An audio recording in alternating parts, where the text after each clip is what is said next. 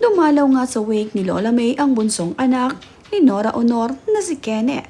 Kasama naman ni Kenneth ang kanyang may bahay. Agad naman silang sinalubong ni Mariel Padilla nang makita sila na papasok dito sa wake kung saan nakahimlay ang lola ni Mariel Padilla. Napaka-approachable naman nga nitong si Mariel sa mga dumadalaw sa kanyang lola.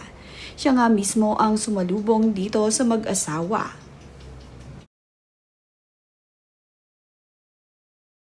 Si Kenneth nga ang naatasa ng magkakapatid na pumunta dito sa wake ng lola ni Mariel Padilla at siya na nga din ang nag-abot ng pakikiramay para sa kanyang pamilya.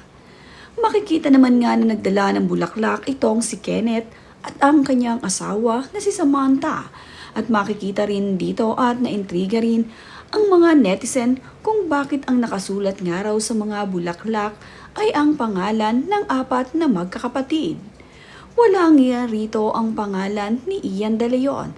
Ang tanging nakasulat lamang sa bulaklak na ipinadalan nila ay from Villamayor and De Leon family. Lotlot, Matet, Kiko, and Ken. Wala nga ang pangalan ng kanilang kuya Ian dito. Kaya naman ang netizens ay napapaisip ngayon kung bakit wala ang pangalan ni Ian. Yung team Senator Robin. Si Mama. Kaya nga, sa'yo na siya? Ay, hindi.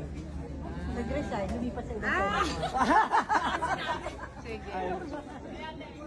Si Tony naman ay halos gabi-gabi na dumadalaw dito sa wake ni Lola May dahil naging malapit din itong si Tony sa lola ni Mariel Padilla dahil matalik ngang magkaibigan ang dalawang ito.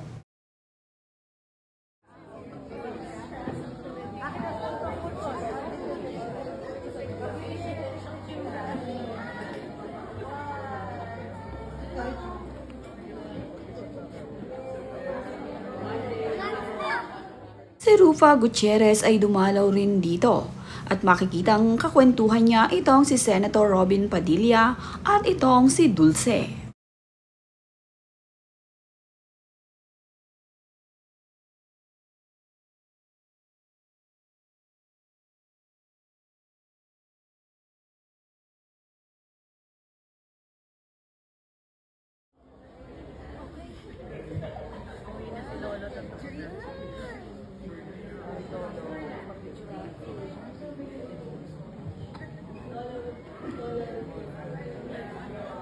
Uwi na si Lola.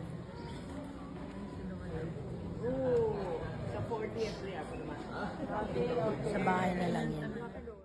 Makita naman ni Robin Padilla ang lolo ni Mariel ay agad itong nagmano. Ito nga ang last night ng wake ni Lola May at pauwi na nga ang pamilya.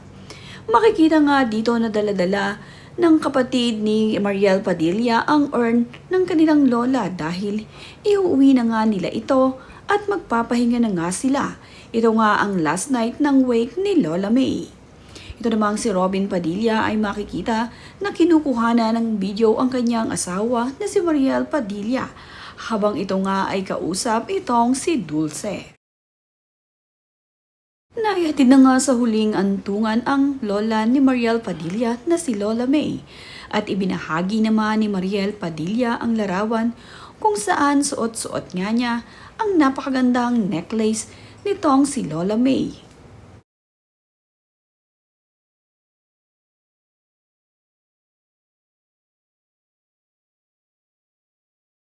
Ang Padilla family naman ay taos-puso ang pagdamay dito kay Mariel Padilla. Makikita nga na sila ay magkakasama sa wake nitong si Lola Mariel. Karoon din ang iba pang miyembro ng Padilla family na nandirito sa wake ni Lola May at nakasuporta dito kay Mariel.